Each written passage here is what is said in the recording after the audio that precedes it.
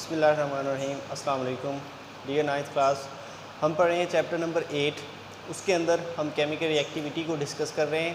सबसे पहले जो हमने पढ़ा है वो ये पढ़ा है कि मेटल्स जो हैं वो किस तरह रिएक्टिव हैं, क्या क्या उनकी फ़िज़िकल प्रॉपर्टीज़ हैं और क्या क्या उनकी केमिकल प्रॉपर्टीज़ हैं, कौन से फैक्टर्स हैं जो उनकी केमिकल प्रॉपर्टीज़ को इफ़ेक्ट करते हैं। आज हम देखेंगे कि अल्कली और अल्कलाइन अर्थ मेटल्स ये क्या हैं।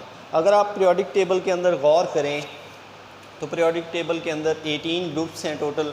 तो ग्रुप 1 से 18 तक जो है मुख्तलिफ़ ग्रुप्स में जो है वर्टिकल कॉलम्स में इनको एडजस्ट किया होता है। हमारे पास जो होते हैं हमारे एलिमेंट्स। तो सबसे पहला ग्रुप जो है हमारे पास वो होता है अल्कली मेटल्स का, और दूसरा ग्रुप जो होता है वो वाला होता है हमारे पास अल्कलाइन अर्थ मेटल्स का। अल्कली मेटल्स जो हैं सबसे पहले तो हमारे पास आपको पता है हाइड्रोजन होती है, लेकिन हाइड्रोजन को अल्कली मेटल में नहीं कंसिडर किया जाता, उसको छोड़ के बाकी नीचे वाले कंसिडर किए जाते हैं। हाइड्रोजन का सिर्फ एटॉमिक नंबर 1 है, इसलिए उसे वहाँ पे रखा गया है। तो यहाँ पे हमारे पास अल्कली मेटल्स में lithium, sodium, potassium, rubidium, caesium और फ्रांशियम ये शामिल हैं। और इसके साथ ही अल्कलाइन अर्थ मेटल्स आ जाती हैं। उनमें हमारे पास बेरिलियम, मैग्नीशियम, कैल्शियम और स्ट्रॉन्शियम और बेरियम और रेडियम ये शामिल हैं। ठीक है जी, ये वाले हमारे पास फर्स्ट 2 ग्रुप्स हैं।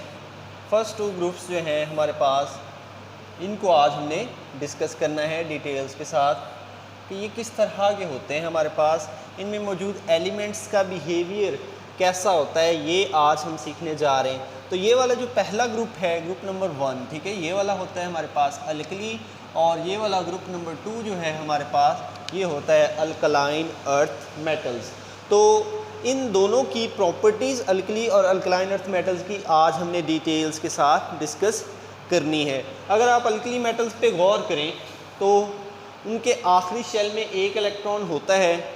लिथियम पे गौर करें तो लिथियम के पहले शेल में 2 होते हैं, दूसरे में 1 होता है, 1s2 2s1 इसकी इलेक्ट्रॉनिक कन्फिग्रेशन होती है। इलेक्ट्रॉनिक कन्फिग्रेशन हमने डिटेल से पढ़ी थी। इसके बाद सोडियम, इसमें भी आखिरी शेल में 1 इलेक्ट्रॉन होता है, 1s2 2s2 2p6 3s1। ठीक है जी, तो इसमें भी आखिरी शेल में 1 इलेक्ट्रॉन हो गया। पोटाशियम देखें तो उसके आखिरी शेल में भी 1 इलेक्ट्रॉन। लेकिन जब आप इधर आते हैं बेरिलियम में, इसके आखिरी शेल में 2 इलेक्ट्रॉन होते हैं। मैग्नीशियम के आखिरी शेल में भी 2 इलेक्ट्रॉन होते हैं। कैल्शियम के आखिरी शेल में भी 2 इलेक्ट्रॉन होते हैं।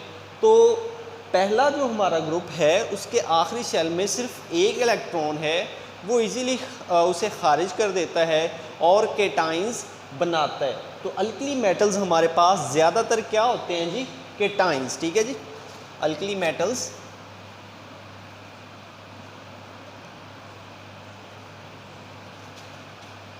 केटाइंस होते हैं जी। और चार्ज क्या होता है, +1 ऑक्सीडेशन स्टेट। ठीक है जी, अल्कली मेटल्स जो हैं हमारे पास +1 ऑक्सीडेशन स्टेट से केटाइंस होते हैं। लेकिन इसके मुकाबले में जब आप अल्कलाइन अर्थ मेटल्स की बात करते हैं तो वो भी इसी तरह ही होता है, लेकिन उनकी ऑक्सीडेशन स्टेट्स डिफरेंट होती हैं। ये भी केटाइंस हैं लेकिन ऑक्सीडेशन स्टेट क्या होती है इनकी +2।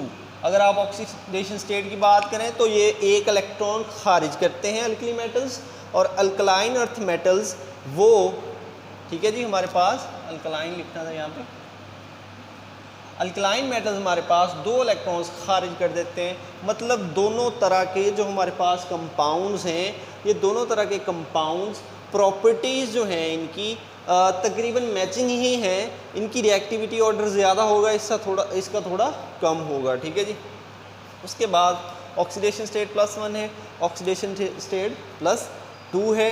पहला जो शेल है, ये पहला जो हमारे पास है ग्रुप, तो उनका क्या होता है, एटॉमिक साइज लार्जर होता है। ठीक है जी, ऑफ ग्रुप 1, ठीक है, उसका एटॉमिक साइज लार्जर होता जाता है। और एटॉमिक साइज जो है ग्रुप 2 का वो क्या होता है जी, स्मॉलर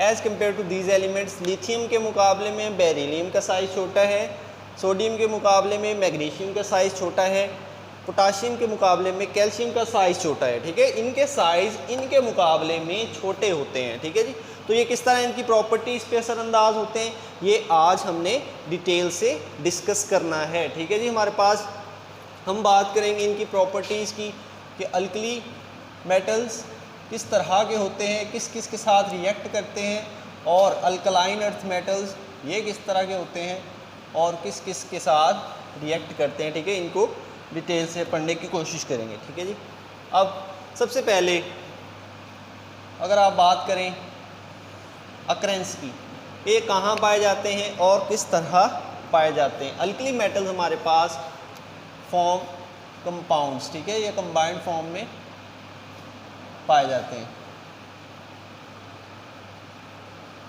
ठीक है जी, कंबाइंड फॉर्म में पाए जाते हैं, ये ज़्यादा रिएक्टिव होते हैं, तो ये कंबाइंड फॉर्म में ही पाए जाते हैं। सोडियम NaCl में पाया जाता है, NaOH में पाया जाता है, पोटाशियम KOH में, KCl में, ठीक है जी, पाया जाता है।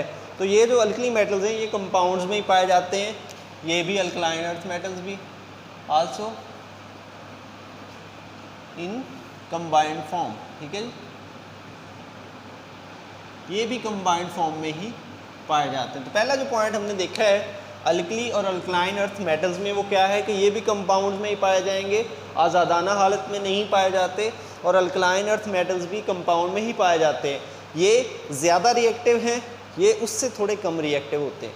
उसके बाद आगे ये क्या होते हैं जी, मोर इलेक्ट्रोपॉजिटिव। ठीक है जी, ज़्यादा इलेक्ट्रोपॉजिटिव होते हैं। इसका मतलब क्या है कि इनके आखिरी शेल में से इलेक्ट्रॉन्स के निकलने के चांसेस बहुत ज़्यादा होते हैं। क्यों ऐसा होता है? क्योंकि इनका साइज़ बड़ा है और न्यूक्लियस ने इतना टाइटली इलेक्ट्रॉन्स को पकड़ा नहीं होता, तो इनके आखिरी शेल में से इलेक्ट्रॉन्स का निकलना इजी है।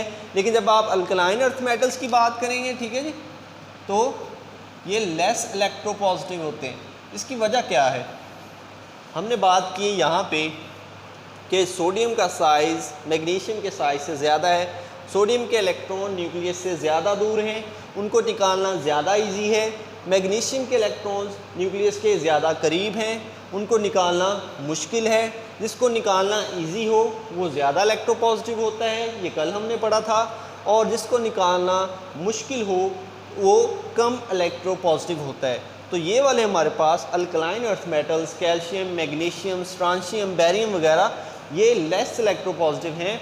इनके आखिरी शेल में से इलेक्ट्रॉन्स का निकलने के चांसेस उतने नहीं होते जितने अल्कली के होते हैं। इसके भी काफ़ी चांसेस होते हैं लेकिन इसके बहुत ज़्यादा होते हैं। ठीक है जी, तो ये ज़्यादा इलेक्ट्रोपॉजिटिव है और ये लेस इलेक्ट्रोपॉजिटिव है। उसके बाद इसके रिएक्शंस की बात करते हैं कि ऑक्सीजन, हाइड्रोजन, वाटर या हेलोजन्स के साथ, नाइट्रोजन या कार्बन के साथ ये कैसे रिएक्ट करते हैं। अगर आप अल्कली मेटल्स की बात करें, ठीक है जी, तो ये इजीली ऑक्सीजन के साथ रिएक्ट नहीं करते। आपको इनके ऑक्साइड्स बनाने के लिए थोड़ी मेहनत करनी पड़ती है, आपको हीट वगैरह देनी पड़ती है। ठीक है जी, तो ये मिलके बनाएंगे जी हमारे पास 2N,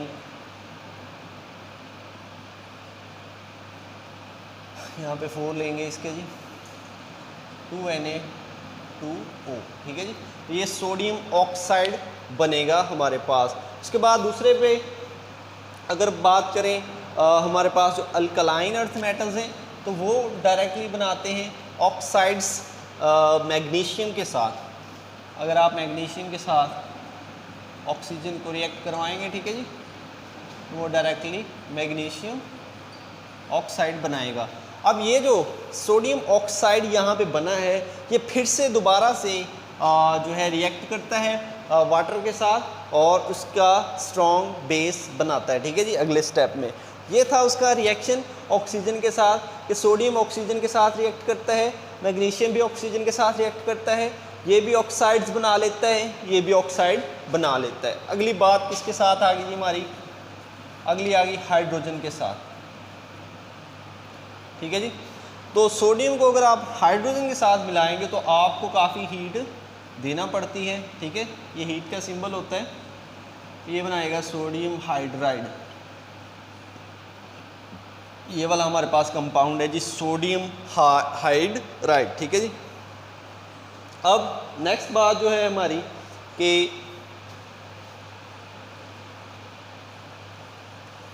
यहाँ से थोड़ा इसे खुला कर लें जी। अच्छा, नेक्स्ट जो है हमारे पास कि ये वाला जो है अल्कलाइन अर्थ मेटल्स जो हैं ये क्या करते हैं, ये भी हाइड्रोजन के साथ रिएक्ट कर लेते हैं एज इट इज़।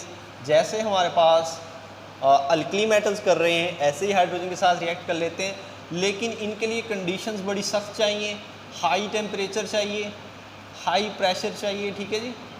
तो फिर जाके वो रिएक्ट करते हैं तो हमारे पास इनके भी हाइड्राइड्स बन जाते हैं, ठीक है जी। ये है मैग्नीशियम हाइड्राइड और ये है सोडियम हाइड्राइड। मतलब ऑक्सीजन के साथ रिएक्ट करना इसका थोड़ा सा इजी है, इसका बहुत मुश्किल है। फिर इसका थोड़ा सा इजी है हाइड्रोजन के साथ रिएक्ट करना, इसका काफ़ी मुश्किल है। उसके बाद अगली बात आ जाती है हमारी वाटर पे, ठीक है जी।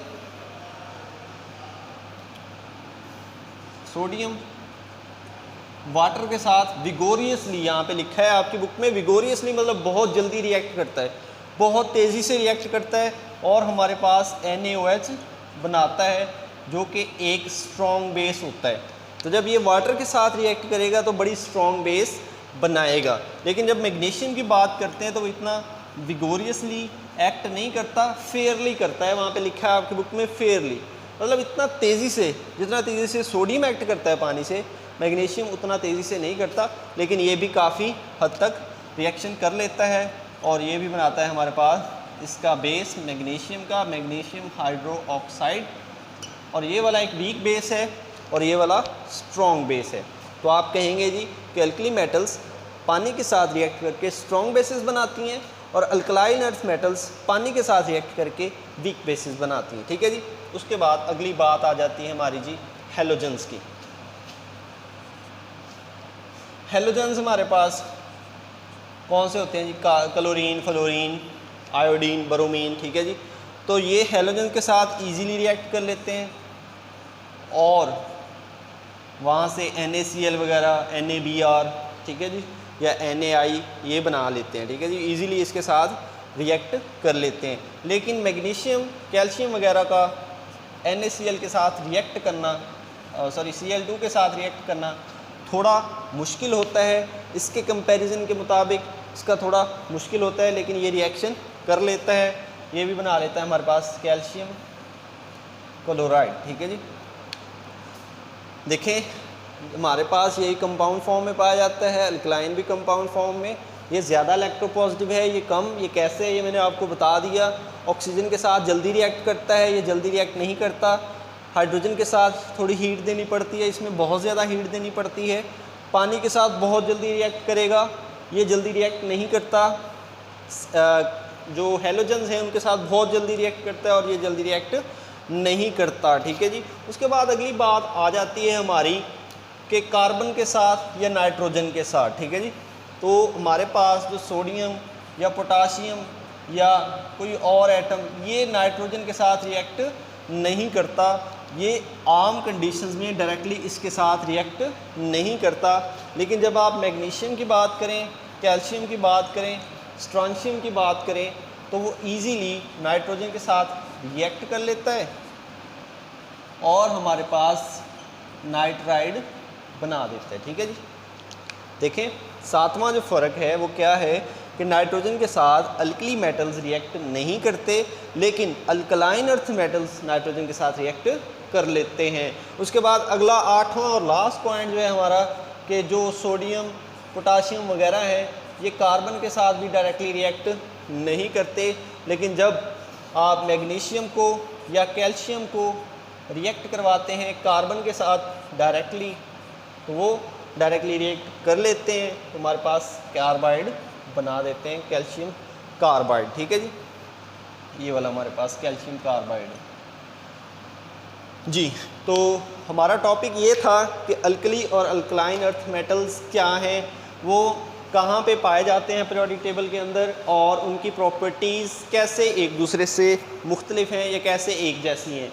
तो हमने बात की अल्कली मेटल्स, पहला ग्रुप होता है lithium, sodium, potassium, rubidium, caesium और फ्रांशियम इसमें मौजूद हैं। और अल्कलाइन अर्थ मेटल्स दूसरा है हमारे पास beryllium, magnesium, calcium, strontium, barium और रेडियम इसमें शामिल हैं। ये वाले जो हैं हमारे पास अल्कली मेटल्स और ये हैं अल्कलाइन अर्थ मेटल्स। उसके बाद हमने बात की इनकी ऑक्सीडेशन स्टेट +1 होती है, इनकी +2 होती है, एटॉमिक साइज़ इनका बड़ा होता है, इनका छोटा होता है। उसके बाद हम इनकी केमिकल प्रॉपर्टीज़ पे आ गए कि ये कैसे हैं जी। ये भी कंपाउंड फॉर्म में पाए जाते हैं, ये भी कंपाउंड फॉर्म में पाए जाते हैं। ये ज़्यादा इलेक्ट्रोपॉजिटिव हैं, ये कम इलेक्ट्रोपॉजिटिव हैं। फिर हमने कहा कि ऑक्सीजन के साथ जल्दी रिएक्ट करते हैं, ये थोड़ा लेट करते हैं। हाइड्रोजन के साथ जल्दी रिएक्ट करते हैं, ये थोड़ा लेट करते हैं। पानी के साथ बहुत जल्दी रिएक्ट करते हैं, ये भी काफ़ी तेज़ करते हैं लेकिन इतना तेज़ नहीं करते जितना ये करता है। इसके बाद हेलोजेंस के साथ बहुत जल्दी रिएक्ट करते हैं, ये थोड़ा स्लोली करते हैं। और नाइट्रोजन के साथ अल्कली मेटल्स बिल्कुल रिएक्ट ही नहीं करते। तो मैग्नीशियम वगैरह अल्कलाइन अर्थ मेटल्स नाइट्रोजन के साथ रिएक्ट करके कंपाउंड्स बनाते हैं। और कार्बन के साथ भी हमारे पास अल्कली मेटल्स बिल्कुल रिएक्ट नहीं कर रहे, कोई प्रोडक्ट नहीं बनाते, लेकिन कैल्शियम, मैग्नीशियम वगैरह या alkaline earth metals easily react कर लेते हैं। उम्मीद है कि आपको अल्कली और अल्कलाइन अर्थ मेटल्स अच्छे से समझ आ गए होंगे। क्या इनमें फ़र्क है, ऑक्सीडेशन स्टेट में ले लें, एटॉमिक साइज़ में ले लें, या केमिकल प्रॉपर्टीज़ मुख्तलिफ रिएजेंट्स के साथ इनके रिएक्शंस ले लें, सब में डिफरेंस पाया जाता है। उम्मीद है कि आपको टॉपिक अच्छे से समझ आ गया होगा। मिलते हैं अगले टॉपिक के साथ, अपना ख्याल रखें, अल्लाह हाफ़िज़।